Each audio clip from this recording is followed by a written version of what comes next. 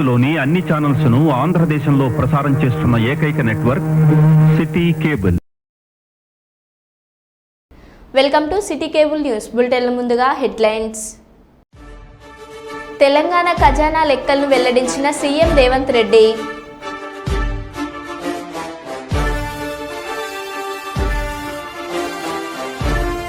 దాహమని వచ్చి 2.5 తులాల బంగారు గొలుసు తెంచుకొని పరార్.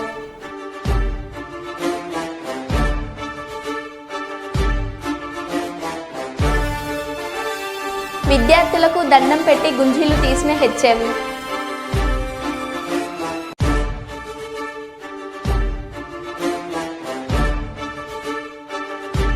హైదరాబాద్ ముసరాంబాగ్ ఈస్ట్ ప్రశాంత్ నగర్లో పోలీసుల బూట్లు చెప్పులు ఎత్తుకెళ్లిన దొంగలు.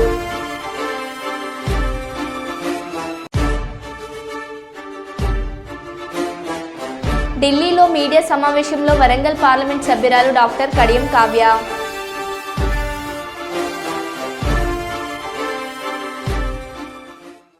ఇక వివరాల్లోకి వెళ్తే, తెలంగాణ ప్రజలను జాగృతి చేసేందుకు కల్వకుంట్ల కవిత పాదయాత్ర చేస్తుందని తెలంగాణ జాగృతి రాష్ట్ర నాయకురాలు నూకల రాణి తెలిపారు. జాగృతి వ్యవస్థాపక అధ్యక్షురాలు కల్వకుంట్ల కవిత జన్మదినం సందర్భంగా వరంగల్ కాశీబుగ్గ రంగనాథ స్వామి దేవాలయం వద్ద కేక్ కట్ చేసి తెలంగాణ ఉద్యమంలో పాల్గొన్న ఉద్యమకారులను సన్మానించి కాశీబుగ్గ మహిళలకు చీరలు పంపిణీ చేశారు. ఈ సందర్భంగా ఆమె మాట్లాడుతూ, కాంగ్రెస్ ప్రభుత్వం ఏర్పడిన తర్వాత జాగృతి ఎక్కడిది అని అన్నవారికి బుద్ధి చెప్పే రోజులు దగ్గరలో ఉన్నాయని, నేటి నుండి జాగృతికి పూర్వ వైభవం తీసుకువస్తామని ఈ సందర్భంగా వారు తెలిపారు. రానున్న రోజుల్లో ప్రతి మహిళకు జాగృతి అండగా ఉంటుందని తెలిపారు.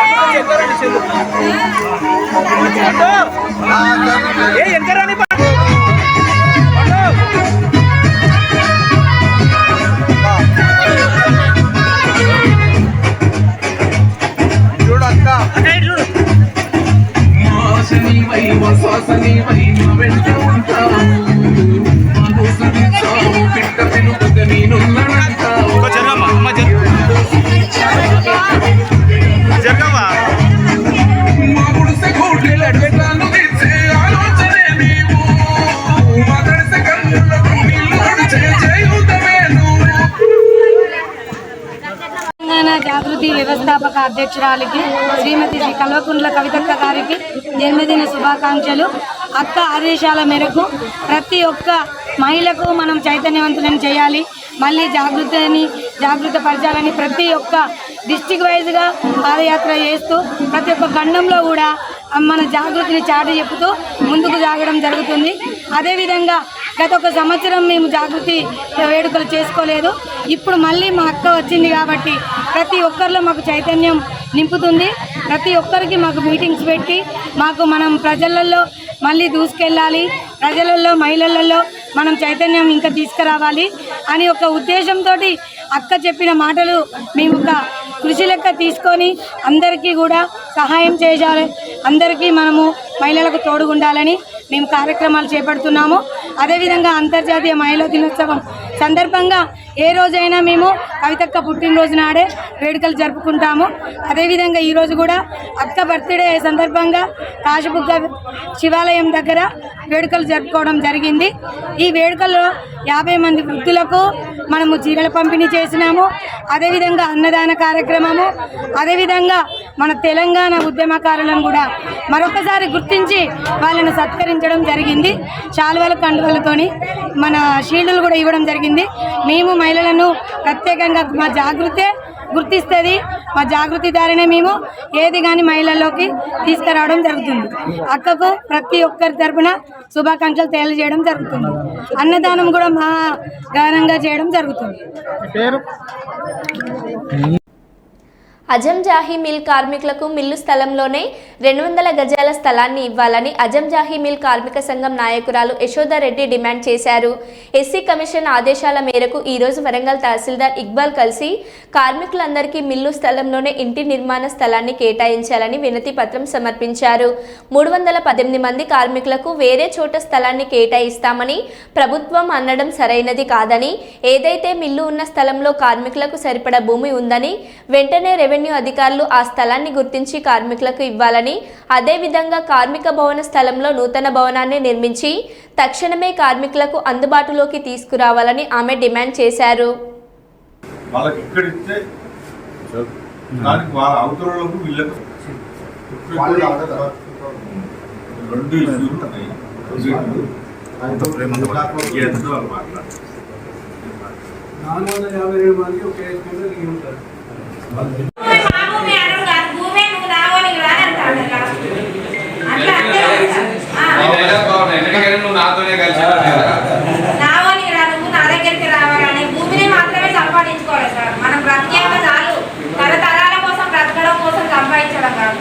వాడు ఏమంటున్నాడు డైరెక్ట్ గా నేను 10,000 మందికి ఇస్తానా, 10,000 మంది కోసం మానవులే మందికి వస్తావా? నీ సొంతదా ఏమన్నా ఉంటే ఇచ్చుకో.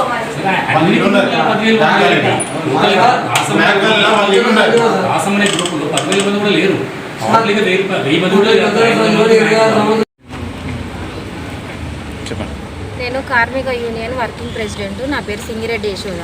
నేను దళితురాలను. మాకు 22 సంవత్సరాల నుంచి పోరాటం చేస్తుంటే అజంజాహీ మిల్లు తీర్పు ఏంటిదంటే అక్కడ మిల్లు భూములు ఓసీటీలనే భూములు ఇవ్వాలని మాకు తీర్పు వచ్చింది. అయితే తీర్పు ప్రకారం ఇవ్వకుండా వీళ్ళు దళితులు ఇంత విలువైన భూములలో ఎందుకు ఉండాలి? వీళ్ళని తీసుకుపోయి ఊరు బయట వేయాలి. మరి మాకు హక్కు లేదా అందరిలాగా ఊరు మధ్యలో బతకడానికి? మరి ఓట్లు వేయడానికి అన్నిటికీ మేము పనికొస్తాం, కానీ ఊరు మధ్యలో బ్రతకడానికి మేము పనికిరాము. కాబట్టి మమ్మల్ని తీసుకుపోయి ఎక్కడో నివాస యోగ్యం లేని దగ్గర పడేసిండ్రు. మరి మాకు ఉండడం ఇష్టం లేదు అక్కడ. మరి మేము మా పోరాటం ఇక్కడే కొనసాగిస్తాం. మా భూమి ఇక్కడే కావాలి. మరి భూమి ఇక్కడ ఇవ్వకపోగా యూనియన్ ఆఫీసును కూడా కబ్జా చేసుకున్నారు.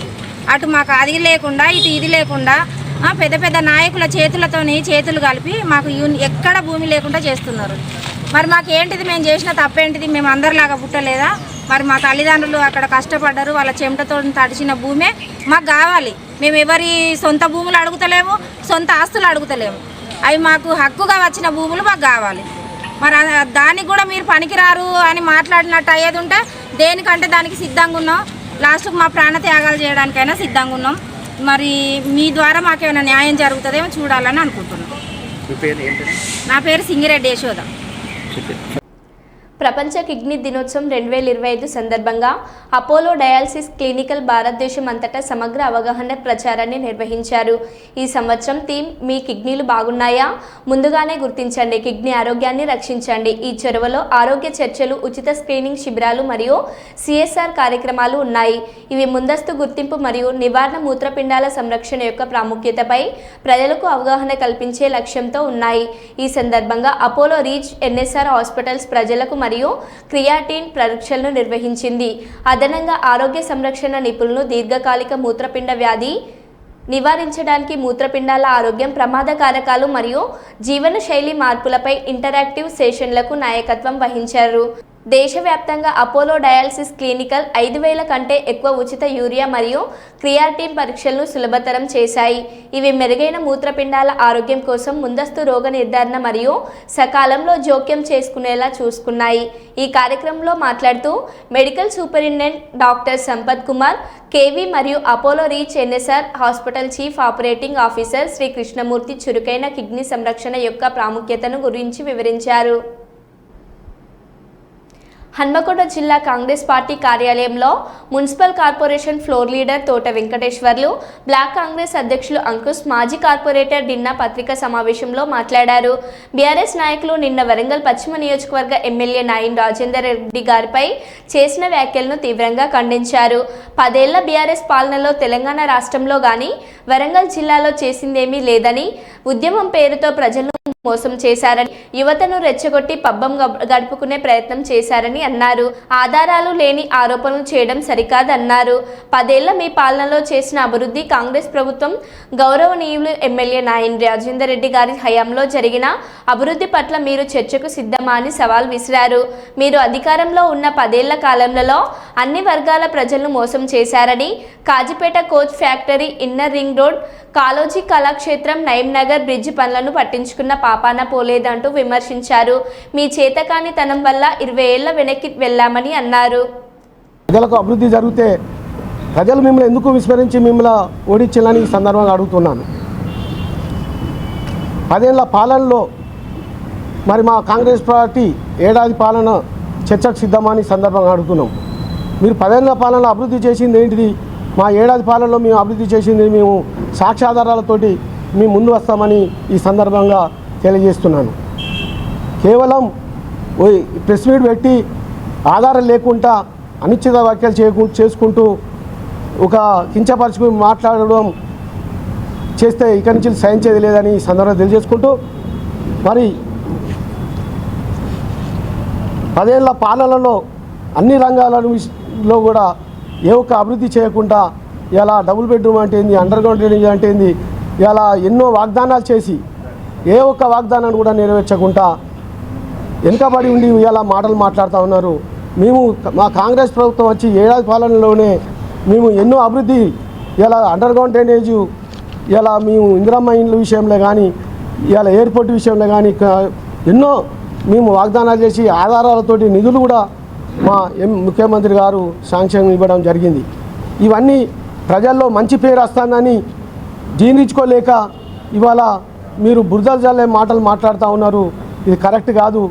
మీరు ఇక్కడి నుంచిలైనా మీరు ప్రజల్లో మంచి పేరు తెచ్చుకోవడానికి మంచి పనులు చేయాలి. కానీ ఇలా మా ఎమ్మెల్యే గారు 30 ఏళ్ళు కాంగ్రెస్ పార్టీని పట్టుకొని మమ్మల్ని అందరినీ పట్టుకొని ఇవాళ ప్రజల అభివృద్ధిని 2020 మ్యాచ్ లెవెల్లో 6 బాల్లాల్లో 6 సిక్స్లు కొట్టుకునే విధంగా వరంగల్ పశ్చిమతో పాటు ఉమ్మడి ట్రై సిటీని, ఉమ్మడి జిల్లా వ్యాప్తంగా అభివృద్ధి జరుగుతుంటే ఓర్వలేక మా మాజీ ఎమ్మెల్యేలు అటు నరేందర్ అనే కానీ పెద్దు స్వర్షరెడ్డి కానీ ఇద్దరు కొంత మాట్లాడడం జరిగింది. అయ్యా, ఆనాడు మానుకోటలో తుపాకీ చెయ్యి ఎవరిది అని అడిగిండ్రు. ఆనాడు మానుకోటల్లో తుపాకీ చెయ్యని నీ పక్కనున్న కౌశిక్ రెడ్డి గారిని అడగండి, నీ పక్కనున్న మాలోతు కవిత గారిని అడగండి.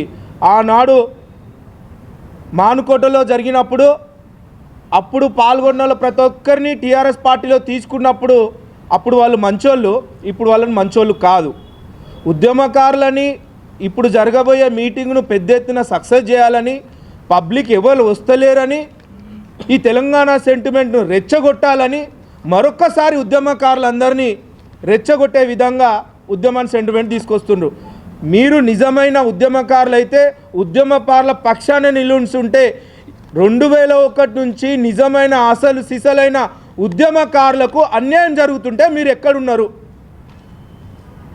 అలాగే 2001 నుంచి ఉన్న గుడిమల రవికుమార్ గారు ఎటుపోయిండు, సహోదర్ రెడ్డి గారు ఎటుపోయిండ్రు, పర్కాల టికెట్ ఇచ్చిన మొండి వచ్చిన వేరే వారి వ్యక్తులకు ఉద్యమ దోహరులకు టికెట్ ఇస్తున్న నాగూరు వెంకన్న ఎటుపోయిండు, రాజ్ కిషోర్ అని వరంగల్లోనే ఉంటాడు, 2001 నుంచి నాతోటి దెబ్బలు తిని జైలు పాలైన రాజ్ కిషోర్ ఎటుపోయిండు, జూనియర్ కేసీఆర్ అని క్రాంతి ఉంటాడు దళిత బిడ్డ, క్రాంతి ఎటుపోయిండు.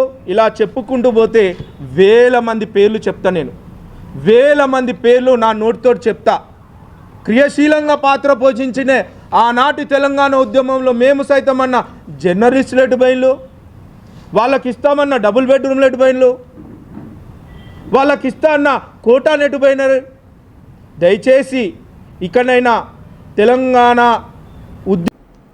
జనగామ జిల్లా కలెక్టర్ కార్యాలయంలోని సమావేశ మందిరంలో ఈ నెల 16న ముఖ్యమంత్రి రేవంత్ రెడ్డి గారి స్టేషన్ గన్పూర్ పర్యటన నేపథ్యంలో జిల్లా కలెక్టర్ షేక్ రిజ్వాన్ బాషా గారు అదనపు కలెక్టర్లు డీసీపీ గారులతో కలిసి జిల్లా అధికారులతో ఎమ్మెల్యే కడియం శ్రీహరి గారు సమీక్ష సమావేశం నిర్వహించారు.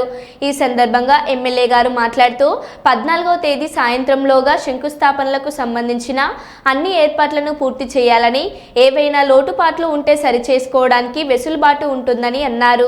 ఏమైనా ఇబ్బందులు ఉంటే మా దృష్టికి గాని కలెక్టర్ గారి దృష్టికి గాని తీసుకురావాలని అధికారులకు సూచించారు. 16వ తేదీ మధ్యాహ్నం 12 గంటలకు ముఖ్యమంత్రి గారు గన్పూర్ సభా స్థలికి చేరుకుంటారని, 12:30 గంటల నుండి 1 గంటల వరకు శంకుస్థాపనలు, 1 గంటల నుండి 2:30 గంటల వరకు బహిరంగ సభలో పాల్గొంటారని వివరించారు. శంకుస్థాపనలకు సంబంధించి ఆయా శాఖల అధికారులు శీలఫలకాలు, డిజైన్ నమూనాలు వంటి ఏర్పాట్లు చేసుకోవాలని, అలాగే ప్రోటోకాల్కు కలెక్టర్ గారి అనుమతి తప్పనిసరిగా ఉండాలని అన్నారు.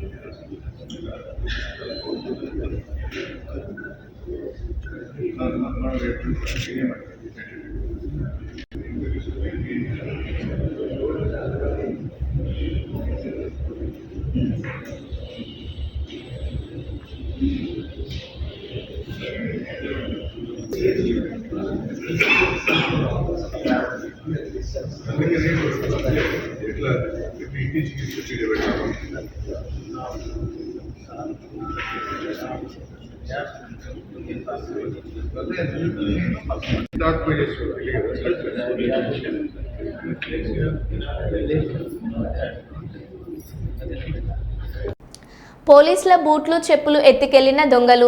హైదరాబాద్ మూసరంగాబాద్ ఈస్ట్ ప్రశాంత నగర్లో బూట్లు, చెప్పుల దొంగలు బీభత్సం. మైక్రో హెల్త్ సహా 4 అపార్ట్మెంట్లలో అర్ధరాత్రి చొరబడి బూట్లు, చెప్పులు ఎత్తుకెళ్లిన దొంగలు. ఒక అపార్ట్మెంట్లో నివాసం ఉంటున్న పోలీస్ ఇన్స్పెక్టర్, మహిళా ఎస్ఐకి చెందిన డిపార్ట్మెంట్ బూట్లు, చెప్పులు కూడా ఎత్తుకెళ్లిన దొంగలు. ఉదయం బయటకు వచ్చి చూసి బూట్లు, చెప్పులు కనబడకపోవడంతో హైరాణ పడిన అపార్ట్మెంట్ వాసులు.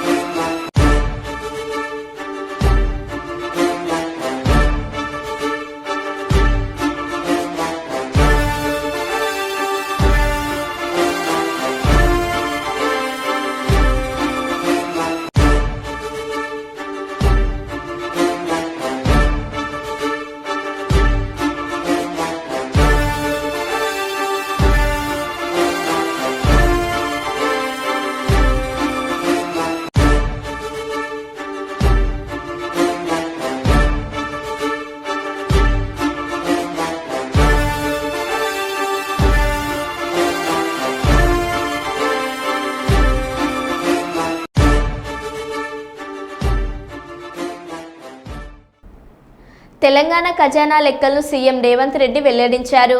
రవీంద్ర భారతిలో బుధవారం ఏర్పాటు చేసిన కొలువుల పండుగ కార్యక్రమంలో సీఎం మాట్లాడారు.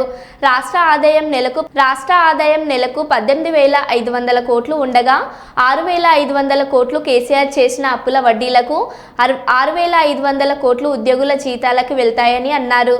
మిగిలిన 5,500 కోట్లతోనే అభివృద్ధి సంక్షేమ కార్యక్రమాలు చేపట్టాలని ఆవేదన వ్యక్తం చేశారు. 5,500 కోట్ల రూపాయల ఆదాయం ఉంది. ఓ నెల 200 ఎక్కువ, 200 తక్కువ, ఇది ప్రతి నెల ఆదాయం.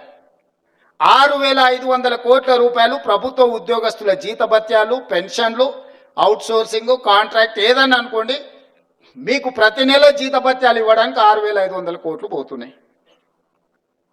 ఇంకొక 6,500 కోట్లు అయ్యగారు చేసిన అప్పులకు, తప్పులకు ప్రతి నెల 10 తారీఖు లోపల కట్టాల్సి వస్తుంది.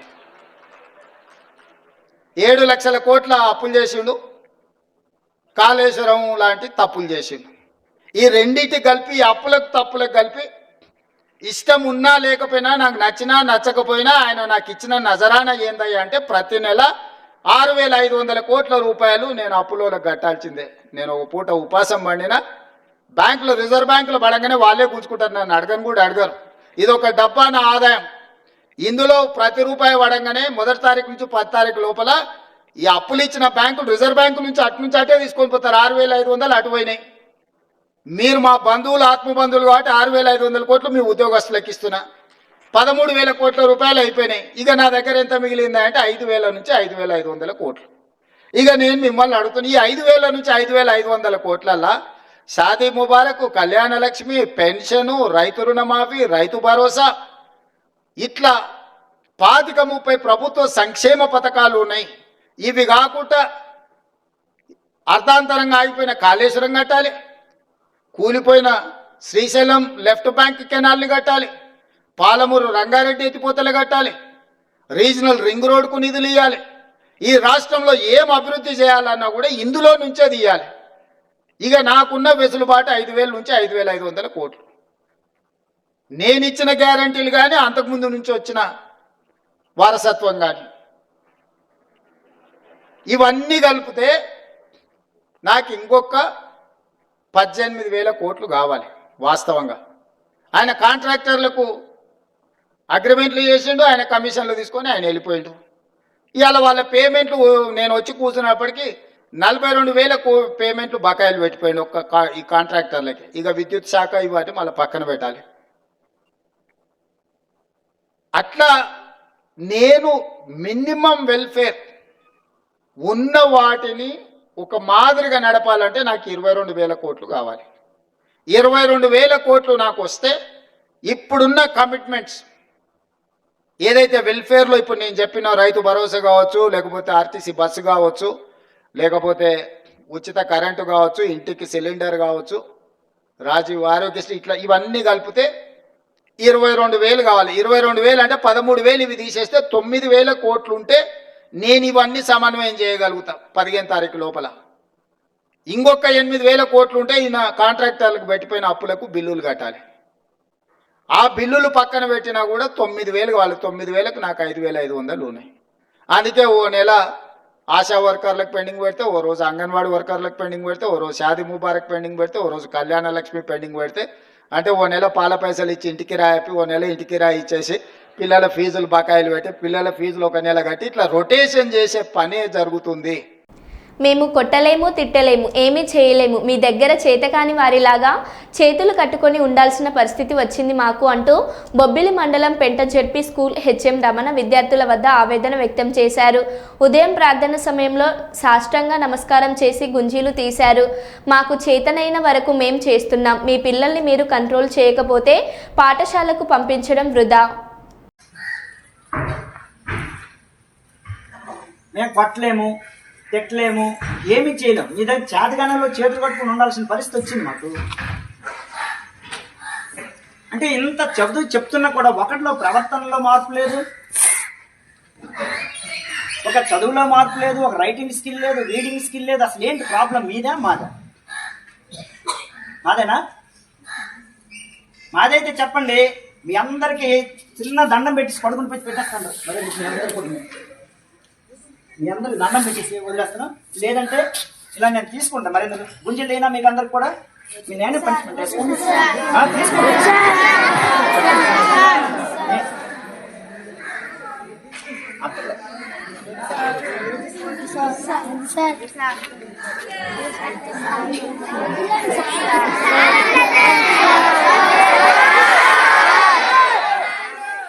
మీరు ఎవరు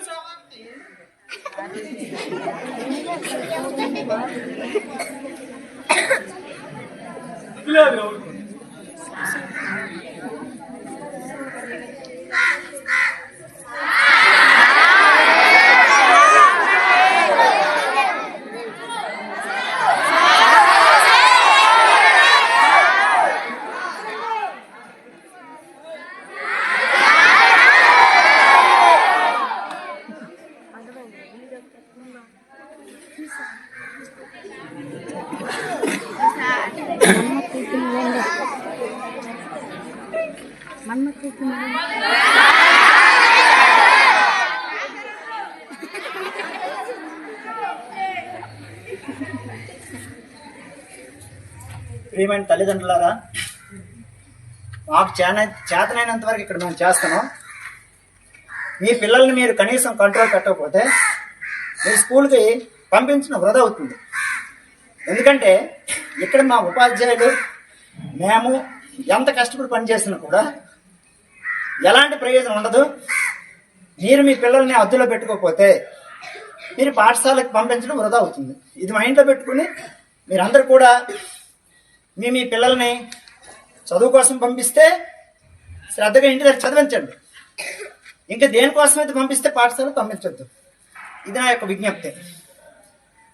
ఓకే, మరో బులెటిన్లో మళ్ళీ కలుద్దాం. Stay tune.